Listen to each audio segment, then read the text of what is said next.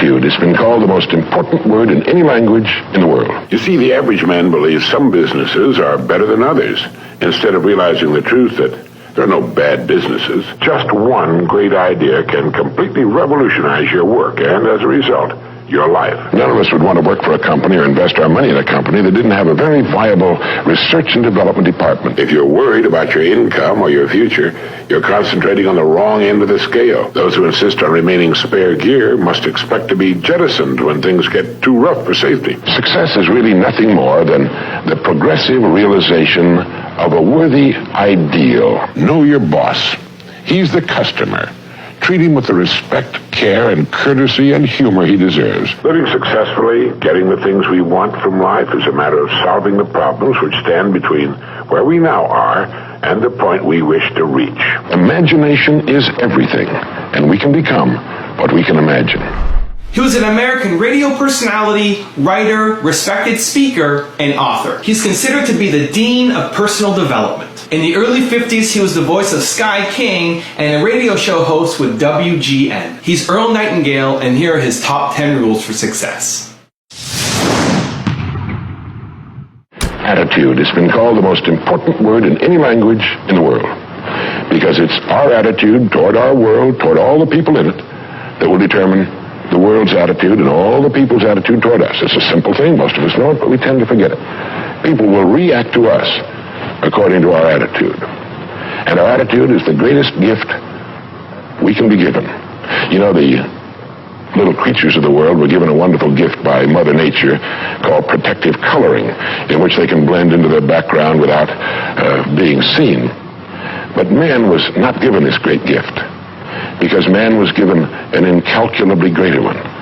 Only man has the godlike power to make his surroundings change to fit him, because his environment will change as he changes. A man's environment is a merciless mirror of him as a human being. And if he thinks his environment can stand a little improvement, all he has to do is improve, and his environment will improve to reflect the changing man. There's nothing more pitiful to my mind than the person who wastes his life running from one thing to another, forever looking for the pot of gold at the end of the rainbow, and never staying with one thing long enough to find it. No matter what your goal may be, perhaps the road to it can be found in the very thing in which you're now engaged. You see, the average man believes some businesses are better than others, instead of realizing the truth that there are no bad businesses. There are just those people who don't know enough to see the opportunities in the work they're in. No matter what our work happens to be, it's our business. We're the manager. If there seems to be no future or opportunity in it, it isn't always because it's not there, but perhaps only because we can't see it. I want to recommend that you take just 1 hour a day, 5 days a week, and devote this hour to exercising your mind. Pick 1 hour a day on which you can fairly regularly count. And during this hour every day, take a completely blank sheet of paper. At the top of the page, write your present primary goal, clearly, simply. Then, since our future depends upon the way in which we handle our work, write down as many ideas as you can for improving that which you now do. Try to think of 20 possible ways in which the activity that fills your day can be improved. You won't always get 20, but even one idea is good. Now remember 2 important points with regard to this. 1, this is not particularly easy, and 2, most of your ideas won't be any good. Now, when I say it's not easy, I mean it's like starting any new habit. At first, you'll find your mind a little reluctant to be hauled up and out of the old familiar rut. But as you think about your work and ways in which it might be improved, write down every idea that pops into your mind, no matter how absurd it might seem. Let me tell you what will happen. Some of your ideas will be good and worth testing.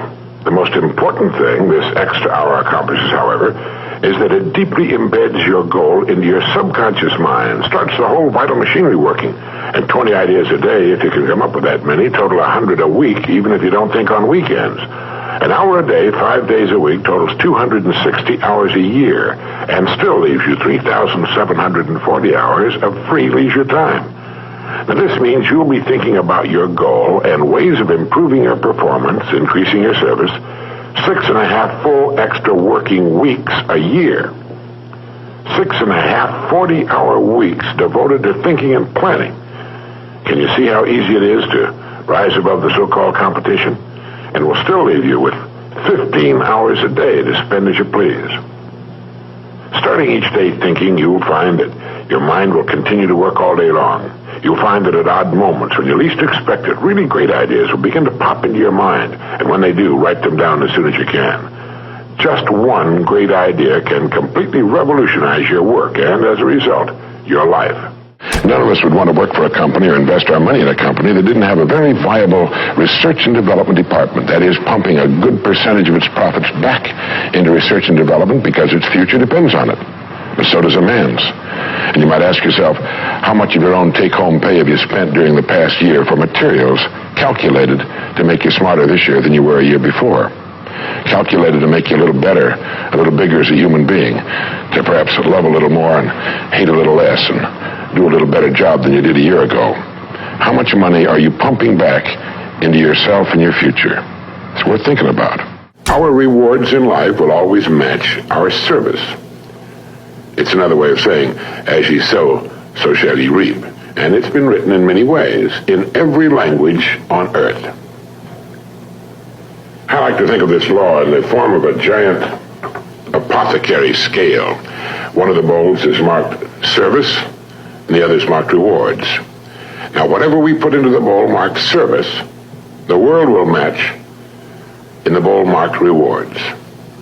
If any person alive is discontented with his rewards, he should examine his service. Action, reaction. As ye sow, so shall ye reap.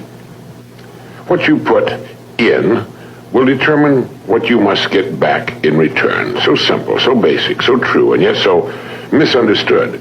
If a business is not expanding to the quick and exciting tempo of the times, it must examine its contribution, its service. If a person is unhappy with his income, he must examine and reevaluate his service. Never before in the history of the world have human beings been so interdependent. It's as impossible to live without serving others as it would be to live if others were not constantly serving us. In thinking of ways of increasing your service, read books on your specialty. Read what others have found to work well for them. But at the same time, think of original and creative ways of increasing your service, ways that are unique with you and the way you are.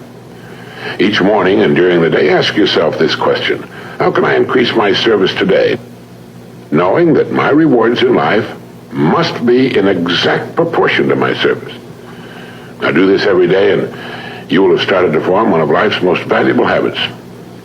Horace Mann wrote, "If any man seeks for greatness, let him forget greatness and ask for truth, and he'll find both." You see, you can cut away all the confusion and complications and nagging worries and vague, half-formed fears by returning to the great truth, the great laws, the great verities on which all success, all accomplishment, the whole world is built. If you're worried about your income or your future, you're concentrating on the wrong end of the scale. Look at the other end. Concern yourself only with increasing your service, with becoming great where you are, and your income and your future will take care of themselves. The great steel magnate Andrew Carnegie, when asked the formula for success, answered, "Put all your eggs in one basket, then watch the basket." Let's be frankly realistic. Who gets laid off work during an economic slump? Well, what gets thrown over the side when a ship is in danger of going down? Everything not absolutely vital to the operation of the craft and the safety of its passengers. And it's the same with a business or any other organization. With a corporation, its main purpose is to remain in business forever. As long as it remains in business, it can provide a needed product or service, protect the investment of those who have faith in it, and provide jobs for those who are vital to its continuity of operation. It's the duty of management to protect the firm and the people who depend upon it, just as it's the captain's duty to do everything in his power to keep his ship sailing. All a person needs to do is to make certain that he or she is a vital part of his business or organization. Those who insist on remaining spare gear must expect to be jettisoned when things get too rough for safety. Nobody, particularly the captain, likes to see cargo thrown over the side, but if it'll help save the ship, there's simply nothing else to do. That's why people are laid off. It has nothing to do with management and labor relations or personalities, and in the long run, it's best for everyone, since once smooth sailing has again been reached, additional employment can be made available. So each of us must decide whether we want to be part of the cargo or a member of the crew. Most people don't know what success is all about. And since they don't know what it's about, they really don't know where to look for it. Success is really nothing more than the progressive realization of a worthy ideal. This means that any person who knows what he's doing and where he's going is a success. Any person with a goal toward which he's working is a successful person. This means that the boy in high school who's working toward a diploma, or the boy in college toward a degree, is just as successful as any human being on earth, because he knows what he's doing, why he's getting up in the morning, and where he's going. But conversely, if a person doesn't know what he's working toward, what it is he wants, doesn't have a goal toward which he's working, then he must, at least by this definition, be called unsuccessful. Why isn't then, with this simple definition, why isn't everyone successful? Should be easy. Yet surveys indicate that 19 out of 20, 95% at least, are not. In fact, a survey one time asked thousands of working men why they got up in the morning and went to work, and 19 out of 20 didn't know. 19 out of 20 working people didn't have the foggiest notion of why they got up in the morning and went to work. Under closer questioning, they said, well, everybody works. Well, that would be a good reason to quit. In fact, here's a little rule of thumb you might want to remember. Whatever the great majority is doing under any given circumstance, if you do exactly the opposite, you'll probably never make another mistake as long as you live. Just something to keep in the back of your mind. The problem with most people is that they're playing the world's most unrewarding game, and the name of the game is follow the follower. There's a story about a small town in which there was a jewelry store, and like all jewelry stores, or most jewelry stores at least, he had a big clock in his window. And every morning for years he'd noticed a working man stop, adjust his pocket watch to the same time as the clock in the window. He'd been doing this for many years, and one morning the jeweler was out in front sweeping a sidewalk, and so he asked the man, he said, tell me, why do you adjust your watch to my big clock every morning? I've noticed you doing that for years. And the man said, well, I'm the foreman down at the big plant. He said, I want to make sure my watch is correct because I blow the quitting whistle every night at 5 o'clock. And the jeweler looked at him rather strangely for a minute, and he said, well, that's funny. He said, I've been setting that big clock in the window by that quitting whistle all these years. A very logical thing, but they could have been off 6 months. It was a case of a person just going along with what he thought to be correct without checking his references. So I want to suggest that from now on out, at least we do that we check our references and ask ourselves, are the people I'm following going where I want to go? Try to find some way every day in which your work can be improved. And above all, know your boss. He's the customer. Treat him with the respect, care, and courtesy and humor he deserves. Remember that he pays all of your bills every month. He will buy everything you will ever own. He may be, of course, crude, coarse, ignorant, selfish, conniving, and a thoroughgoing savage. He often will be. And here it's more important that you treat him with all the care and attention you can muster. If you don't, and if you permit his attitude to affect yours, you're admitting that he's the stronger person. If you respond the same way he conducts himself, you're admitting you're no better than he is. But most people are nice people. They're people like you and me who want to be liked, who want to get along, and who want to be friends. They have problems and sorrows of their own, of which we're not aware. And they have bad days and disappointments. Make sure that the time they're with you is a high spot in their day, and they'll want to come back, not just because of your company, but because of you. Successful people are not people without problems. They're simply people who've learned to solve their problems. And there you have it. Living successfully, getting the things we want from life is a matter of solving the problems which stand between where we now are and the point we wish to reach. No one is without problems. They're a part of living. But let me show you how much time we waste in worrying about the wrong problems. Here's a reliable estimate of the things people worry about. Things that never happen, 40%. Things over and past that can't be changed by all the worry in the world, 30%. Needless worries about our health, 12%. Petty miscellaneous worries, 10%. Real, legitimate worries, 8%. In short, 92% of the average person's worries take up valuable time, cause painful stress, even mental anguish, and are absolutely unnecessary. And of the real, legitimate worries, there are two kinds. There are the problems we can solve, And there are the problems beyond our ability to personally solve. But most of our real problems usually fall into the first group, the ones we can solve if we learn how. We become what we think about most of the time, and that's the strangest secret. This is why thinking is so vital. This is why a goal is so important, because we will become that. This is why people who set goals achieve them. The trouble with men is not in achieving their goals. They do that. It's in establishing them. We must love them. We must help them. We must serve them, because our whole success will depend on our ability to do these things.